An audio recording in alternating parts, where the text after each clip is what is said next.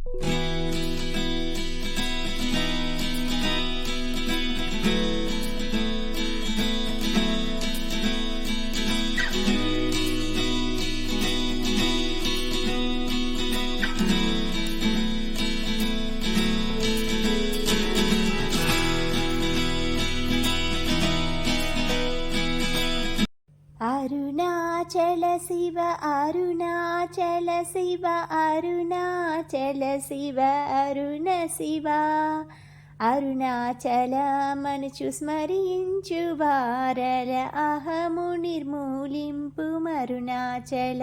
Hi friends, good morning. This is Tulasi. Welcome to Tulasi vibes.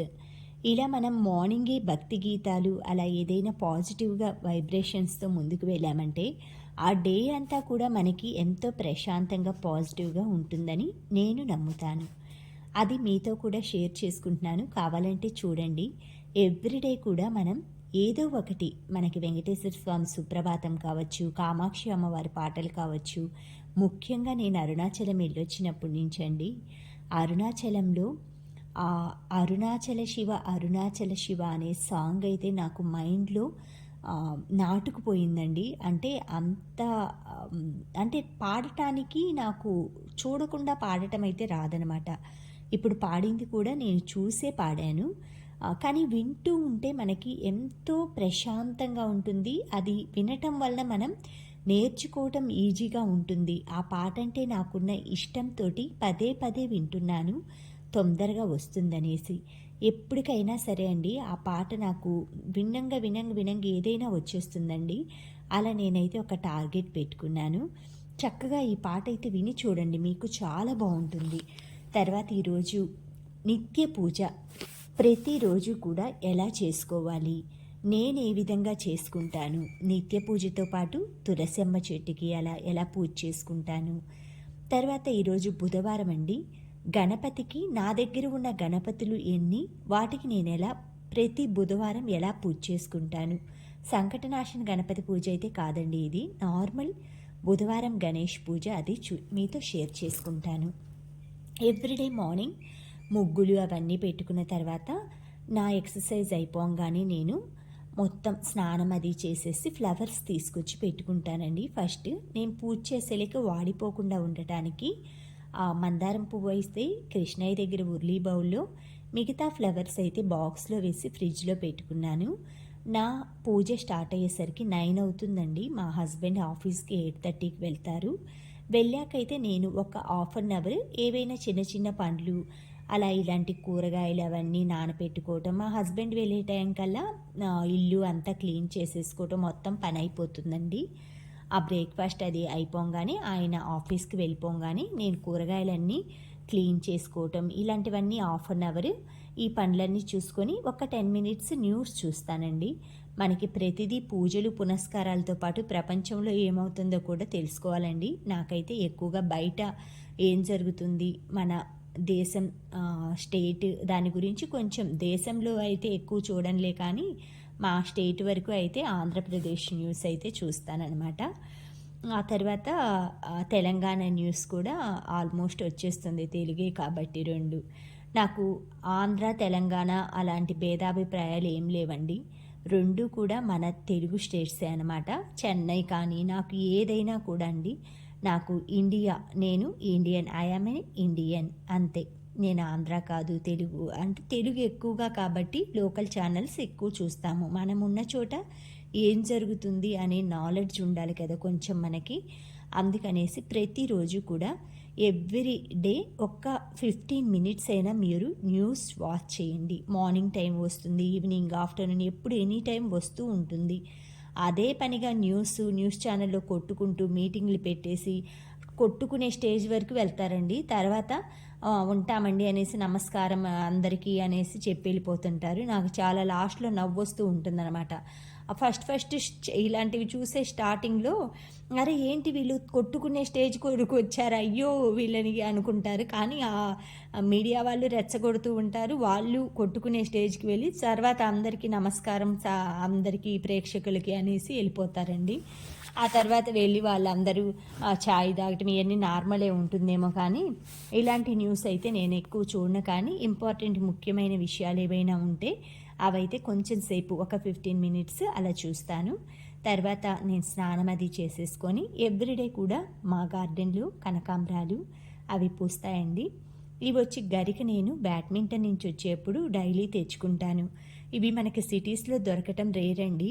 అందులో బుధవారం రోజు గణపతికి ప్రతిరోజు నేను గరిక పెట్టి పూజ చేసుకుంటానండి. ఆ తర్వాత ఎస్పెషల్లీ బుధవారం రోజైతే కొంచెం ఎక్కువ గరిక తెచ్చుకుంటాను, కొంచెం అష్టోత్తరం అది చదువుకోవటానికి. తర్వాత నా చెట్లు పూలేనండి ఇవి. సువర్ణ పుష్పాలు, మల్లెపూలు, మనం వేసిన చెట్లు పూలు మన స్వామికి అలంకరణ అయితే చూస్తానికి ఎంత బాగుంటుందో కదండి. అవి ఇంకా పుయ్యాలని, ఇంకా ఎక్కువ చెట్లు పెంచుకోవాలని అనిపిస్తుంది అనమాట నాకైతే. అసలు ఏదైనా ఒక రోజుకి బయట పువ్వులే కొనకుండా ఉండేట్లుగా చేసుకోవాలండి. మా అమ్మ వాళ్ళ ఊర్లో అయితే అంతేనండి, పల్లెటూరు కదా అమ్మ వాళ్ళది, మీకు తెలిసే ఉంటుంది అమ్మ వాళ్ళ గార్డెన్ అంతా. నేను వీడియో కూడా పోస్ట్ చేశాను. అమ్మ వేసిన పూల అమ్మ పూజకే కాకుండా పక్కన వాళ్ళ ఇంట్లో రిలేటివ్స్, ఫ్రెండ్స్ కూడా వచ్చి తీసుకెళ్తారండి. అలా మనం వేసిన చెట్లు పూలు 10 మంది పూజకు ఉపయోగపడుతుంటే అది ఇంకా సంతోషం కదా. ఆ విధంగా ఈరోజు పగడం గణపతి తెచ్చుకున్నాను కదా, అది మొన్న ఈరోజు అన్ని గణపతులు నా దగ్గర ఉన్న తెల్ల జిల్లేడు గణపతి అండి బ్యాక్ సైడ్. తర్వాత బ్రాస్ అనమాట, ఇత్తడి పంచలోహం గణపతి శివయ్య మీద కూర్చొని ఉంటాడనమాట. మీకు దగ్గరగా ఈసారి చూపిస్తాను. తర్వాత వెండి గణపతి అనమాట, తర్వాత పగడం గణపతి. ఇలా 4 గణపయ్యలని కూర్చోబెట్టుకొని జలంతో అభిషేకం చేసుకొని, తర్వాత పసుపు కుంకుమ గంధంతో అలంకరించుకొని అలా చూస్తుంటే ఎంత బాగుందోనండి. తర్వాత జిల్లేడు గణపతిని తీసి నేను ఈశాన్య మూల పైన పెట్టుకుంటానండి. అక్కడ పెట్టి గరిక అది అలంకరించుకున్న తర్వాత ఈ 3 గణపయ్యలకైతే పూజ చేసుకుంటా. పగడం గణపతి ఎలా పెడతారు అని అడిగారండి నాకు చాలామంది. అలా అచ్చులాగా తెచ్చుకున్నారని ఇలా పసుపు ముద్దకి పెట్టుకోవటానికి నేను తెచ్చుకున్నాను. మామూలుగా అయితే వెండి పువ్వు ఉంటుంది కదా మనకి ఫ్లవర్స్ పూజ చేసేది, అలా వినాయకుడు అచ్చుకే అలా నేను ఒక కొమ్మలాగా పెట్టమన్నాను పసుపులో గుచ్చుకోవటానికి. అయితే పగడం గణపతి తీసుకున్నాం కదా, ఏదైనా పసుపు ముద్దకి అంటిస్తే అలా ఉండిపోతుందనేసి నేను ఇది తీసుకున్నానండి. నా ఈ గణపయ్య పగడం గణపయ్య మీకు నచ్చినట్లయితే కామెంట్ చేయండి, ఎలా ఉంది ఏంటి అనేది చెప్పండి. తర్వాత ఇలా గంధం బొట్లు పెట్టుకున్న తర్వాత గరికైతే అలంకరించుకుంటాను. తర్వాత ఫస్ట్ కనకాంబరం పూలు గరికతోటి అక్కడ పెట్టి పూజ చేసుకున్నాను. ఆ తర్వాత అభిషేకం చేసుకున్నాము అన్ని గణపయ్యలకి పగడం గణపయ్యతో పాటు అనేసి మీకు చూయించినట్లుంటుందనేసి తీసి ఇలా చేసుకున్నానండి. ఈ విధంగా గరిక అలంకరిస్తే ఎంత బాగుందో చూడండి. వినాయకుడు 3 వినాయకుళ్ళు ఎలా ఉన్నారో. ఆ తర్వాత దీపారాధన అది చేసుకొని ప్రతిరోజు కూడా నేనండి ఇలానే ఏ రోజైనా సరే ఆ దేవుడు విగ్రహం ఉంటుంది కదా నా దగ్గర, అలా పెట్టి కొంచెం వాటర్తో అది అభిషేకం చేసుకొని పసుపు గంధం కుంకుమలతో అలంకరించుకొని దీపారాధన అది చేసుకొని నిత్య పూజ అండి. ప్రతిరోజు మనం చేసుకునే పూజ ప్రతి ఇంట్లో కూడా ఇలానే ఉంటుందన్నమాట. బుధవారం అని గరిక అలంకరించానంటే ప్రతిరోజు నేను ఇలాగే దీపారాధన చేసుకుంటా. కొంచెం వినాయకుడు అష్టోత్తరం పగడం గణపతి పెట్టాను కాబట్టి ఆ వినాయకయ్యకి ప్రసాదాలంటే ఎక్కువ ఇష్టం కాబట్టి కొబ్బరికాయ కొట్టానండి. లేదు అంటే బెల్లం ముక్కో లేదా నా దగ్గర ఉన్న ఫ్రూట్స్ అలా ప్రసాదం పెట్టుకుంటాను. ఇలా దీపారాధన చేసుకొని అగరబత్తీలు వెలిగించుకుంటానండి. నిత్య పూజ ప్రతి ఒక్కళ్ళు ఇలానే చేసుకోవచ్చు ఇంట్లో. మన దగ్గర ఉన్న పుష్పాలు ఏవైనా ఇంట్లో ఉంటాయి కదా, అవి సమర్పించుకొని ఇలా దీపారాధన అది చేసుకొని స్వామికి పసుపు కుంకుమ అవి పెట్టుకొని ఏదో మన దగ్గర ఉన్న పుష్పాలు అవి సమర్పించుకొని అగరబత్తితోటి ఇలా ధూపం వేసుకోవాలండి. ఎందుకంటే ఆ స్వామి కోరుకునే ధూప నైవేద్యాలన్నమాట. దీపం అంటే మనం వెలిగించుకున్నాం కదా దీపం, ధూపం అంటే ఈ సాంబ్రాణి కడ్డీలు, లేదు అంటే సాంబ్రాణి స్టిక్ కూడా ఉందండి. ఈ సాంబ్రాణి కడ్డీలు గుచ్చేది నేను తిరుమలలో తెచ్చుకున్నాను. మనం ఫ్లవర్స్ తోటి కడ్డీలు అమ్ముతారు కదా, అక్కడ అచ్చుల్లాగా కడ్డీ ప్యాకెట్లోనే వచ్చాయండి. ఇవి మనకి గుమ్మం దగ్గర కానీ తులసమ్మ చెట్టు దగ్గర కానీ మనం చక్కగా స్టాండ్ లాగా అరేంజ్ చేసుకొని తులసమ్మ చెట్టు లోపల కూడా పెట్టుకొని వాటర్ పోసుకోవచ్చు. అది సిమెంట్తో చేసిన అచ్చులా ఉంటుందండి. లాస్ట్ టైం నేను ప్లాస్టిక్ లాంటిది ఇచ్చారనమాట, ఈసారి అది ఇచ్చారు. ఈ డూప్ స్టిక్స్ నేను తిరుపతిలో తెచ్చుకున్నాను. మనకి గోవిందరాల స్వామి గుడి ఉంటుంది కదా, అక్కడ బ్యాక్ సైడ్ మనకి సందులో అన్నీ ఉంటాయన్నమాట. ఇవి ధూప్ స్టిక్స్, రకరకాల ఫ్లేవర్స్, సాంబ్రాణి కడ్డీలు, సాంబ్రాణి, మనకి అరుణాచలంలో సాంబ్రాణి ఎలా దొరుకుతుందో ఇవి కూడా అలా దొరుకుతాయన్నమాట. మీరు ఈసారి వెళ్ళినప్పుడు అక్కడ గోవిందరామ స్వామి గుడి ఆ బ్యాక్ స్ట్రీట్లో ఉంటాయి. ఇవి చాలా ఫ్లేవర్స్ అండి. ఎక్కువగా మనకి రోజ్ ఫ్లేవర్స్, తర్వాత వేప ఆకులతో చేసినవి, అంటే న్యాచురల్ అనమాట. స్మెల్ మనం వెలిగిస్తుంటేనే ఇది వచ్చేసి నీమ్తో చేసిందనమాట, అంటే ఆ వేపాకుతోటి అనమాట. ఎక్కువ ఫ్లేవర్ అయితే అది వస్తుందనమాట. మనకి దోమలు ఉన్నా కూడా చాలా చక్కగా నివారిస్తాయండి. ఇలాంటివి మనకి తక్కువ కెమికల్స్ తోటి చేసేవి, ఎక్కువగా మనం ఫ్లేవర్డ్ వచ్చే స్మెల్ రావటం కోసం చాలామంది కెమికల్స్లా కలుపుతారు.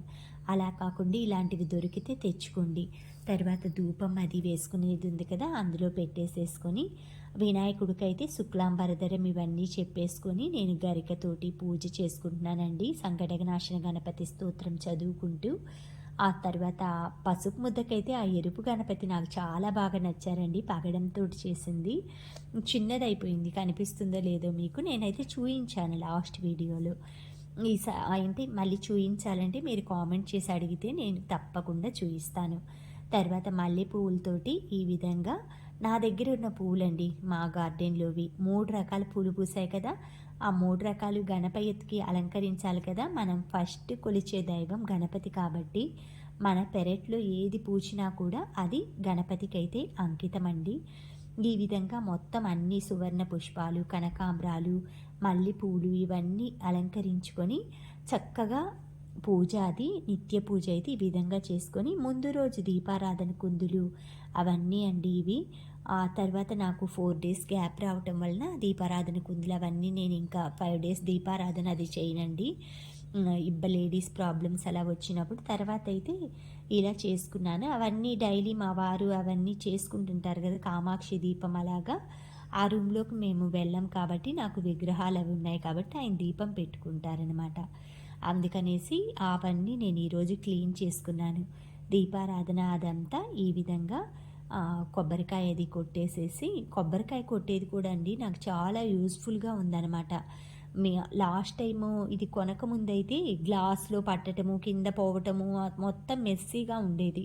ఇది పర్చేస్ చేశాక మొత్తం వాటర్ అందులోకి వస్తున్నాయి, చక్కగా గ్లాస్లో పెట్టుకుంటున్నా. తర్వాత హారతి అదంతా ఇలా మనం అష్టోత్తరం చదువుకున్న తర్వాత, లేదు మీరు అష్టోత్తరం రాకపోయినా శుక్లాంబరధరం చదువుకొని హారతి ఇచ్చుకొని నైవేద్యం ఏదైనా ప్రసాదం పెట్టుకొని, పండు అరటికాయో లేదంటే పటిక బెల్లం అలాగా, ద్రాక్ష, ఎండు ద్రాక్ష, ఎండు ఖర్జూరం ఇవి కూడా పెట్టుకోవచ్చు అనమాట ప్రసాదంగా. నా పూజ అది అయిపోగానే ప్రతిరోజు కూడా తులసమ్మ చెట్టుకి వాటర్ తోటి మొత్తం క్లీన్ చేసుకుంటానండి. ఈరోజైతే కొంచెం డస్ట్ ఎక్కువగా ఉంది, అందులో నేను దీపారాధన చేసి కూడా తులసమ్మ చెట్టు దగ్గర 5 days అయిపోయిందనమాట. 6th day ఇవాళ. అందుకనేసి శుభ్రంగా తులసమ్మ చెట్టు అంతా క్లీన్ చేసుకున్నానండి. ఉదయం ముగ్గు కింద అంతా వేసుకున్నాను. ఆ పైన ఏంటంటే స్నానం అది అయ్యాక క్లీన్ చేయాలి కదా చెట్టు అనేసి క్లీన్ చేయలేదు. స్నానం అయిపోయిన తర్వాత ముగ్గు వేసుకునే టైంలో మొత్తం అది క్లీన్ చేస్తే కింద ముగ్గు మీద పడిపోయాయండి వాటరు. ముగ్గు అంతా కూడా బండపైంది, మెస్సీగా అయిపోయింది. మీకు దీపారాధన దగ్గర చూస్తే కనిపిస్తుంది. తర్వాత నా తులసమ్మ కోటలో విష్ణుమూర్తిగా ఆ రాయికి అలా పెయింట్ వేసుకున్నానండి. వెనక వెంకటేశ్వర స్వామిలాగా నేను అది తిరుపతిలో తెచ్చుకున్నాను, ఆ కొండ లాంటిది వెనక నామం ఉంది కదా అది. తర్వాత తాబేలు ఉంటుంది విష్ణుమూర్తి దగ్గర. తర్వాత ఇలా దీపం అది పెట్టేసేసుకొని తులసి కోట అండి, ఇది పెయింటింగ్ అంతా నేనే వేసుకుంటాను ఎవ్రీ ఇయర్ కూడా శ్రావణ మాసంలో. చూశారు కదా ధూపం వేసిన దగ్గర ఎలా వాటర్ క్లీన్ చేసేలేక అలా అయిపోయిందనమాట. సరే పోనీలే అనేసి ఇంకా అలానే పెట్టేసా. ధూపము అగరబత్తీలు ఈ విధంగా అలంకరించుకొని దీపం పెట్టుకుంటానండి. కొంచెం పటిక బెల్లం చిప్స్ అయితే అక్కడ పెట్టుకుంటాను, ఆకులో కానీ ప్లేట్లో కానీ. ఇంట్లో ప్రతిరోజు కూడా తులసమ్మ చెట్టు దగ్గర, ఇంట్లో దేవుడి దగ్గర నిత్య దీపారాధన అయితే ప్రతి ఒక్కరూ ఇలాగే చేసుకోవచ్చండి. ఇలా అంటే ఎక్కువ పాట్లు పెట్టాలి, ఎక్కువ మొక్కలు వేయాలి, ఇలా ఏముండదండి. నేను పెట్టుకున్నానంతే. మీ ఇష్టం వచ్చినట్లు మీ దగ్గర కుండీ ఉన్నా ఎట్లా ఉన్నా సరే మీ ఇష్టం వచ్చిన రీతిలో నిత్య దీపారాధన తులసమ్మ చెట్టు దగ్గర ప్లస్ దేవుడి దగ్గర అయితే సింపుల్గా ఇలానే ఉంటుందన్నమాట. పెద్ద పెద్దగా ఏవో హోమాలు పూజలు ఫ్లవర్స్ ఇవన్నీ ఏముండదండి. ఇలా మనం ప్రతి వాళ్ళు కూడా ఇంట్లో దొరికే వాటితోటి నిత్యం ఈజీగా ఇలా ప్రతి ఒక్కరూ చేసుకోండి. మా వారు భగవద్గీత అవి క్లాసెస్ జాయిన్ అయ్యారనమాట. అంటే మనం ఫ్రీగానే జాయిన్ అవ్వచ్చు. అది భవామిన చిరాత్ పార్థ మయ్యా వేషిత చేతసాం. వెరీ గుడ్ అండి.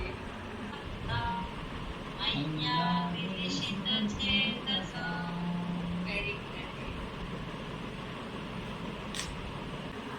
గ్రీష్మ గారు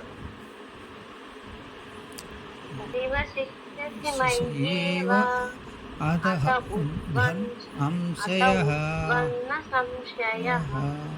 అత ఊర్ధ్వన్ ఊయలలో అమ్మ ఊర్ధ్వన్ ఊర్ధ్వన్ సంశయః సంశయః. సునీత గారు నన్ను పాడమంటారా శ్లోకం? నేను జాయిన్ అవునా? మయ్యేవ మన అదత్స్వ మయి బుద్ధిం నివేశయ నివసిష్యసి మయ్యేవ అత ఊర్ధ్వం న సంశయః. ఎంత బాగుందో అసలు, తెలుగు హిందీ సంస్కృతం. జయకృష్ణ నేను ఇంకా మధ్యలో రేపు వస్తారు. మీరు అదే ఈ టైం మీకు సూట్ అవ్వలేదు అనుకుంటే మీరు వేరే టైంకి చేంజ్ చేసుకోవచ్చండి. Thank you madam. మీరు కావాలని లింక్ కావాలని మీరు గ్రూప్ లో పెట్టండి, సార్ పెడతారండి టైం చేంజ్ చేసుకునే లింక్. ఓకే ప్రాక్టీస్ చేసుకొని పెట్టండి అమ్మా.